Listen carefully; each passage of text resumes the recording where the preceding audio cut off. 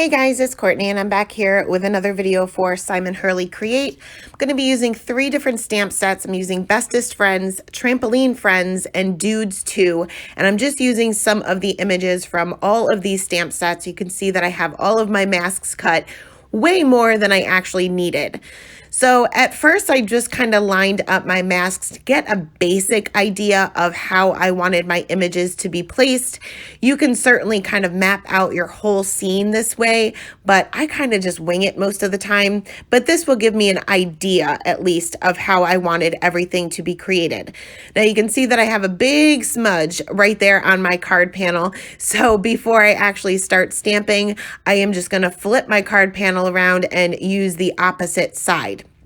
Now, all of my masks are cut from Simon Says Stamp masking paper. You can use whatever you have or whatever you prefer. And I am working on a piece of Stark White cardstock by Simon Hurley. And as I stamp and mask, I'm going to stamp whatever images are in front first. So I want this to be kind of like a birthday party scene type thing, and I want some presents to be in front of all of my little characters. So I'm going to start off with the presents first. I'm going to go ahead and stamp this out with Blackout ink by Ink on 3 because it's a Copic safe ink. Went ahead and stamped that first present. Then I'm going to take my mask that out, rearrange my stamp so that it kind of looks as if there's another present slightly behind this one, and then go ahead and stamp and mask that again. So this will create dimension just by stamping anything that's in front of another first. Always make sure that you're masking as you go, because even the images that don't necessarily need to be masked right away, sometimes you forget, or at least I do. I forget to go back and mask them before I do my ink blending, and then you kind of have a big mess. So I always mask as I go. So I wanted to have another present off to the right hand side as well, and I want this cat to be right front and center, kind of like he's running through the birthday party or running through the scene. So he's going to be in front, so I'm going to go ahead and stamp him out, as well as this third present. Went ahead and again masked these 2 images out. You'll also want to make sure that you're cleaning off your stamps, especially if you're going to be using the same stamp multiple times. Make sure that it's nice and clean before you reposition that in a different area, because you will obviously get ink smudges. And you'll see, even though I was cleaning my stamp, I still had inky fingers or ink coming from somewhere, and I had plenty of smudges, but that doesn't stop me. So next I wanted to start adding my little characters here, and I want some of my little characters to be wearing some of the party hats. So I'm going to arrange my mask for the first 2 images and then place down the stamp itself for the birthday hats directly over those masks so that they're placed perfectly. The masks for the stamps, I guess, for the party hats will be stamped first. And then I'll go ahead and mask those out and then line up the images of the little characters directly below them. So this way it'll look as if the party hat is slightly in front of the character and as if they're kind of wearing it. So I went ahead and stamped out this little monkey and the dog, and then I will go ahead and mask those out. And I'm going to do the same thing with 2 of the other characters as well. I'm going to go ahead and place down this bunny off to the right hand side, and I was originally going to have him be wearing a little hat too, but I felt like it was going to cover up too much of his ears, so I decided to leave him without a hat. But the other 2 characters will be wearing their hats, this little raccoon as well as the bear that's going to be front and center because he's a lot bigger than all of the other characters. So again, I am going to go ahead and line up those masks first on my card panel. That way I know exactly where I need to stamp the little party hats, stamp the party hats, mask those out, and then I can arrange those characters to make it look as if they are wearing those little hats. Again, I went ahead and masked out all of my images as I went along so that I didn't forget to go ahead and mask those out later on. So once all of my stamping and masking was done for all of my little characters, I wanted to add some balloons and a banner. So I don't know whether you guys can see on camera, but I have quite a few smudges on here. So I am going to stamp my balloons right directly over those smudges because I'm going to try to go over them with a sand eraser, but you can't do any ink blending over cardstock that you've used a sand eraser on, but you can color. So I want to make sure that that opening of the balloons are right where that smudge is. Again, I masked these as I went along, and you can see that I didn't bother to cut a mask for the string of the balloon because if I kind of lose this once I do my ink blending, I can always go over this with a pen to kind of darken those areas up.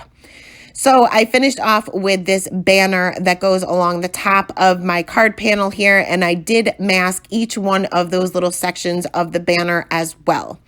So for my ink blending, I did just take a piece of Post-it note tape just for the bottom portion of the card panel, and I just line that up directly along the edge.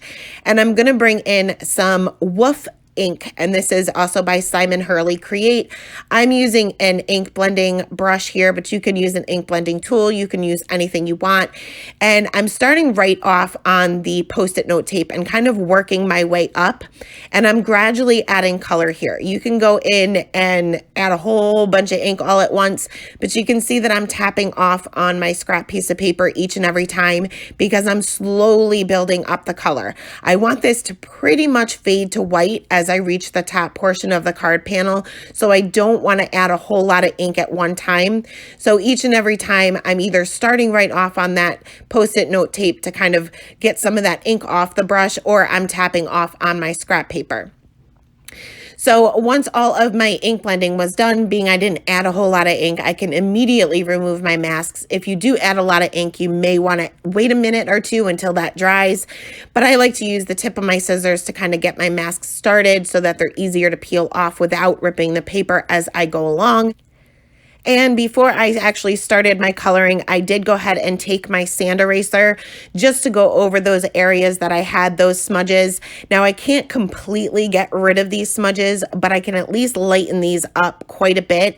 And once I do my coloring, you'll really never notice that they were there to begin with. So we're going to jump right into the coloring, and I have this sped up a lot faster than I normally do just because it took a little bit of time and it's a little bit repetitive. So I'm going to start off with this cat here, and I'm going right in with my darkest color just to add the very darkest shadows, basically where one leg is behind another, where his one leg is bent, and I'm only adding a tiny bit of this W7, and then I'm going to blend that out with the W5, W3, and W1. I want this to kind of fade off to white, so in order to get rid of those harsh lines between the W1 and the paper itself, I'm just going to quickly go over the white areas with a colorless blender, and this will give me a little bit more of a seamless blend. Next, we're going to move on to this dog here, and I'm going to bring in some E30 markers for this one. And again, I'm going to add my shading with the very darkest color very, very sparingly. My shadows are basically only going to be where one area, like an ear or an arm or a paw, whatever you want to call it, is hanging over another part of his body. So those are basically the only shadows I put in. I'm also not concerned with a light source for this particular scene. I'm pretty much just keeping a center light source, which will mean that you have shading on both sides. Your highlight will be in the center of each and every object or character that you color. Next, I'm going to move on to this little monkey over here, and I'm going to bring out some E20 markers. And for his little face as well as his belly, this area is going to be a little bit lighter than the rest of his body. So I'm just going to add a little bit of shading underneath, I guess, his chin, and then on either side of his face. And I'm only using a 2-color blend here. I just don't want too much of a contrast because I don't want it to blend in with the rest of his body. For his rest of the monkey, I'm going to go in with the E29 as my darkest color, and again using that very sparingly. And now I'm also adding a shadow underneath their hats. So on top of their heads where their hats would be, that would also cast a shadow. So I do add a little bit of shading there as well. Now I did forget about his tail. His tail is kind of just missing there because it's a little bit behind that present. So I did go back in and add a little bit of shading just to the base of the tail and added the highlight color to the tip of the tail. For this little bunny here, I'm going to switch over to some C markers so that he's a very light gray or almost white actually. And I'm just, again, adding a little bit of shading on either side underneath his little chin there and where his arms or his paws or legs, whatever, are kind of crossed a little bit. I'm going to finish off with this C00, which is pretty much a colorless blender, and then just add a little bit of the R20 to the inside of his ears. Next, moving on to the raccoon, I'm going to bring back out some warm grays, and I'm pretty much just sticking to the darker ones here, but I'm pretty much doing my shading the same as I did for all of the other characters, as far as the highlight being in the center and the shadows being on either side. I am using warm grays for all of this. I'm just keeping the little patches on his eyes and his little belly just a little bit darker than the rest of his body. I went in with an R22 just to add a little bit of color to his tongue as well as the little monkey's tongue. They have their mouths wide open there. And then I'm going to move on to the bear. And I'm going to bring out some E50 markers here. And I'm going to use a lot of them because I want his little snout there as well as his belly to be a little bit lighter than the rest of his body. But for his body, I'm going to start off with my lightest color. He's pretty big, so I do want to make sure that my paper is nice and saturated. That way my colors will blend a little bit easier. Next, I'm going to go in with the E59, and again, using this very sparingly, adding that shadow underneath his hat, a little bit on either side of his face and his arms, where his arms are bent, and also the shadow that his arms would cast on the rest of his body. I also added a little bit of shadow where his snout would cast a shadow on the rest of his face. Bringing in the E57, and I'm just going to extend these areas out a little bit further, including that shadow that his hat has created and the shadow for his little snout there. Next, going in with the E55, just doing the same thing here, just extending these areas out even further, and you can see that I'm extending them a lot further than I did with the darkest color. So as I go down, I'm using a little bit more of those mid-tone colors. And then I'm going to finish off with the E53, which is the same color we used to saturate the paper, and just get these areas to blend out a little bit. Now for his belly and his snout, I want these areas to be a lot lighter, so I'm going to skip those darkest colors, and the darkest color I'm going to use here is the E55. I'm just going to add a little bit of shading to the bottom portion of his little snout and on either side of his belly, and also create a shadow where his arms would be hanging over his body. And then I'm going to finish off with the E50, which is really super light. So next we're going to go ahead and color up the balloons. This is where we're actually going to bring some color into everything. And I'm not going to show you all of these, but I do want to make sure that I show you all of the color combinations that I used. So for the yellow, I started off with that darkest color and added my darkest areas, and I'm only adding shading to the middle of the balloon and then kind of flick lines up on either side, and this will kind of give some transparency, I guess you could say, to the balloon. For the banners, I just added a little bit of shading to the bottom, and for the presents, for the ribbon, for this particular one, I'm just adding shading to the inside of where it's tied together and where one ribbon is kind of hanging over the other.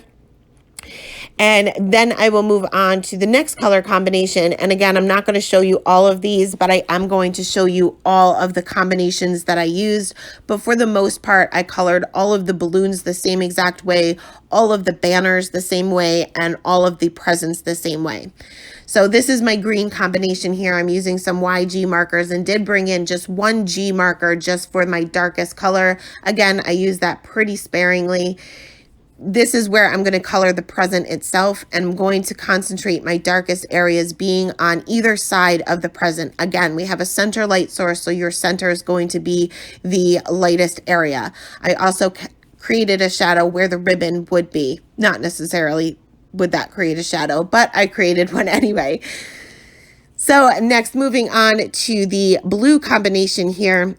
And again, I'm going to color in the banners the same way, but I did want to leave this in just so that you could see the 4 different blues that I actually used.